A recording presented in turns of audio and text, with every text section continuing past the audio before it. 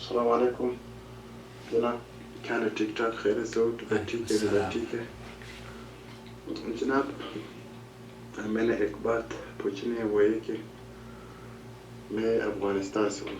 شاید آپ کو پتہ ہو کہ افغانستان اور پاکستان کے اکثر لوگ اور اسی طرح سعودی عرب میں بھی اکثر لوگ یہ حنفی مذہب کو فالو کرتے ہیں۔ اب یہاں پہ کچھ لوگ ہیں نا، وہ اہل حدیث اور اہل کتاب والے ہیں، مطلب وہ کچھ بھی دلیل جو لاتے ہیں وہ حدیث اور قرآن سے لاتے ہیں، اور کسی سے بھی جب دلیل مانگتے ہیں وہ تو حدیث اور مثال قرآن پاک سے مانگتے ہیں۔ اب یہ جو اہل کتاب والے ہیں مثال، یا اہل حدیث جو ہے نا، میرا ان کے ساتھ کچھ جان پہچان ہو چکا ہے۔ بہت اچھا ہوا۔ باتیں میں نے سنے ہیں، مطلب ان کی جو باتیں ہیں ہاں، وہ تسلی بخش ہے۔ الحمدللہ۔ تو حنفی مذہب سے اب میرا کچھ ان سے دل دور ہونے لگا ہے نا۔ تو ابھی میں نے یہ پوچھنا ہے، یہ جو اہل حدیث اور اہل کتاب والے لوگ ہیں، ہاں، یہ کہتے ہیں کہ جو لوگ حنفی مذہب کو فالو کرتے ہیں، کسی اور مذہب کو فالو کرتے ہیں، یہ لوگ مشرک ہیں، یہ خدا کے ساتھ شرک مانتے ہیں۔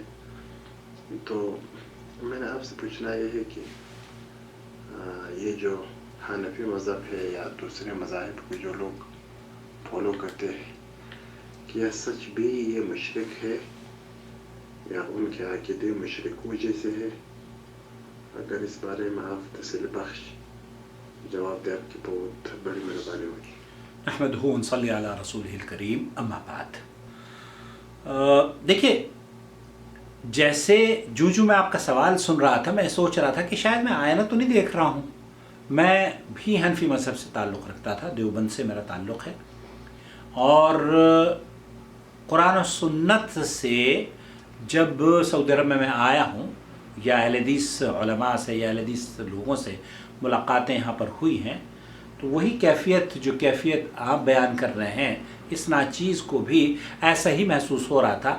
اور میں جب دارالعلوم دیوبند گیا تو مجھے انہوں نے دارالعلوم دیوبند میں میرے سننے کے بعد، جو کیونکہ میرے خیالات تبدیل ہو رہے تھے، تو انہوں نے کہا کہ آپ تو وہابی ہو گئے ہیں۔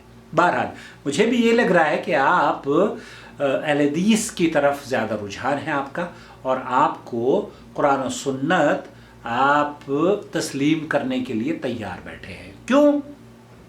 کیونکہ آپ جن کا نام لے رہے ہیں نا، کہ کسی اہل حدیث نے آپ کو یہ بتایا کہ سارے حنفی مشرک ہوتے ہیں، تو وہ میرے خیال سے کوئی اہل حدیث نہیں ہوگا، کیونکہ اہل حدیث کا کوئی بھی عالم یہ فتویٰ کسی نے نہیں دیا ہے کہ حنفی سارے کے سارے مشرک ہوتے ہیں۔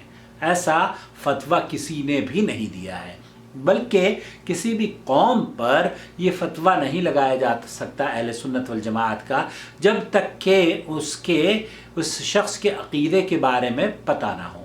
ہاں، یہ کہا جا سکتا ہے کہ اکثریت اس مکتب فکر کی ایسے عقیدے اگر ان میں پائے جاتے ہوں، تو یہ بات انہیں، جیسے اللہ کے رسول صلی اللہ علیہ وسلم کی حدیث ہے کہ العہد الذی بیننا وبینہم الصلاۃ فمن ترکھا فقد کفر۔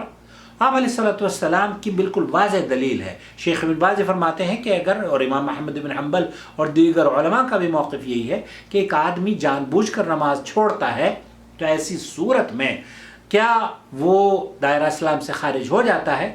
تو اس کے بعد علماء کا صحیح موقف یہ ہے کہ جی ہاں، چونکہ اس نے، اللہ کے رسول صلی اللہ علیہ وسلم کی حدیث ہے کہ دائرہ اسلام سے وہ خارج ہو جاتا ہے جب وہ نماز چھوڑ دے۔ العہد الذی بیننا وبینہم الصلاۃ فمن ترکھا فقد کفر۔ جس نے نماز کو چھوڑا، گویا کہ اس نے کفر اختیار کیا۔ اسی طریقے سے ایک عقیدہ ہے کہ اللہ رب العالمین کہاں ہے۔ اگر آپ کا عقیدہ یا احناف میں سے کسی کا عقیدہ، اکثر لوگوں کا عقیدہ یہ کہا جا سکتا ہے کہ یہ ہے کہ اللہ تعالیٰ سب جگہ ہے، ہر جگہ موجود ہے۔ اللہ تعالیٰ کو، یہ آپ نے سنا ہوگا، حاضر و ناظر ہیں۔ تو شیخ صالح الفوزان، شیخ عبدالعزیز بن باز اور سعودی عرب کے کبار علماء اور یہاں کی جو فتویٰ کمیٹی ہے ان کا موقف یہ ہے کہ اگر کوئی شخص یہ عقیدہ رکھتا ہو کہ وہ اللہ کو یہ سمجھتا ہو کہ اللہ تعالیٰ ہر جگہ موجود ہے تو وہ کافر ہے، وہ یہ ابو لہب کا عقیدہ ہو سکتا ہے۔ شیخ صالح الفوزان نے فرمایا یہ مسلمان کا عقیدہ نہیں ہے۔ تو ایسی صورت میں اگر کوئی عقیدہ اس طرح کا کسی کے اندر آپ دیکھتے ہیں تو اس کو یہ کہا جا سکتا ہے کہ یہ فلانا شخص کیونکہ یہ عقیدہ رکھتا ہے اس لیے اس عقیدے کی بنیاد پر اس کے پیچھے نماز پڑھنی جائز نہیں ہے۔ اکثر لوگ ہمارے یہاں اس بیماری میں ملوث ہیں، اللہ کہاں ہے؟ اللہ تعالیٰ تو ہر جگہ ہے، حاضر و ناظر ہے، حالانکہ صحیح موقف یہ ہے الرحمن علی العرش استویٰ۔ اللہ کے رسول صلی اللہ علیہ وسلم نے جب اس باندی سے، اس لونڈی سے پوچھا، صحیح مسلم کے اندر روایت ہے، تو پوچھا کہ اللہ کہاں ہے؟ تو اس نے کہا کہ عرش پر ہے۔ تو آپ علیہ الصلوۃ والسلام نے فرمایا کہ اس کو چھوڑ دو، یہ مومنہ ہے، یہ مسلمان ہے۔ اس عورت کو، اس عورت کی ایمان اور عقیدے کی پختگی کو دیکھتے ہوئے اللہ کے رسول صلی اللہ علیہ وسلم نے یہ بشارت دی۔ تو یہ بنیادی عقیدہ ہے۔ تو کسی بھی اہل حدیث عالم نے یہ فتویٰ نہیں لگایا ہے کہ سارے کے سارے احناف مشرک ہیں۔ یہ اگر کسی نے کہا ہے تو غلط کہا ہے، اس کی یہ قابل مذمت بات ہے۔ البتہ ہر حنفی مشرک ہو یہ بھی نہیں ہے نا۔ ہم بہت سارے احناف کے ایسے علماء ہیں جو یہ عقیدہ نہیں رکھتے کہ اللہ تعالیٰ ہر جگہ موجود ہے، بلکہ پچھلے دنوں آپ اگر مفتی طارق مسعود کو ہی دیکھ لیں تو ان کے یہاں پر بھی آپ کو اس طرح کی باتیں مل جائیں گی کہ اللہ رب العالمین عرش پر مستوی ہے۔ تو بہرحال خلاصہ کلام یہ ہوا کہ آپ کا یہ کہنا کہ ہر حنفی مشرک ہے یہ درست نہیں ہے، نمبر ایک۔ نمبر دو، اہل کتاب جو ہے نا ان کا موقف یہ ہے کہ وہ ہر چیز کو قرآن سے اگر ثابت کرو گے تو تسلیم کریں گے، حالانکہ قرآن سے ہر چیز ثابت آپ نہیں کر سکتے۔ قیامت کی صبح تک بھی اگر آپ جو نماز پڑھتے ہو وہ نماز قرآن میں نہیں لکھی ہوئی، روزہ رکھنا، زکوٰۃ دینا، حج کرنا، حج بیت اللہ کا یا کعبۃ اللہ کا طواف کرنا، سعی کرنا، عرفات کا قیام کرنا، عرفات کے دن وہاں ظہر اور عصر کو جمع اور قصر کر کے پڑھنا، پھر مغرب اور عشاء کو مزدلفہ میں جا کر پڑھنا، پھر اسی طریقے سے جانور ذبح کرنا، بالوں کو کٹوانا، نماز یا زکوٰۃ کا 2.5%، یہ تمام کی تمام تفاصیل قرآن میں موجود نہیں ہیں۔ قرآن اور حدیث دین ہے۔ اگر آپ کو کوئی یہ کہتا ہے کہ ہم اہل کتاب ہیں تو بہرحال وہ گمراہ کر رہا ہے آپ کو۔ اہل کتاب، اہل سنت والجماعت اہل الحدیث ہیں۔ اہل الحدیث کا مطلب یہ ہے کہ قرآن اور حدیث پر عمل کرنے والے ہیں، اور یہی عقیدہ درست معلوم ہوتا ہے کہ آپ اپنے آپ کو کوئی کسی بھی نام سے آپ اپنے آپ کو اگر متعارف کراتے ہیں تو کوئی حرج نہیں ہے، لیکن قرآن و سنت کو اپنائیے۔ قرآن و سنت کیا ہے؟ آپ کو اللہ رب العالمین نے جو مکلف کیا ہے وہ یہ ہے کہ اتبعوا ما انزل الیکم من ربکم ولا تتبعوا من دونہ اولیاء، اس چیز کی پیروی کرو جو اللہ رب العالمین نے تمہاری طرف، رب نے تمہاری طرف بھیجا ہے۔ رب نے کیا بھیجا ہے؟ رب نے اللہ کا کلام اور نبی کریم صلی اللہ علیہ وسلم کے فرامین ہیں۔ تو آپ بہرحال بہت اچھی بات ہے، آپ اہل حدیث کی طرف رجحان آپ کا ہو رہا ہے۔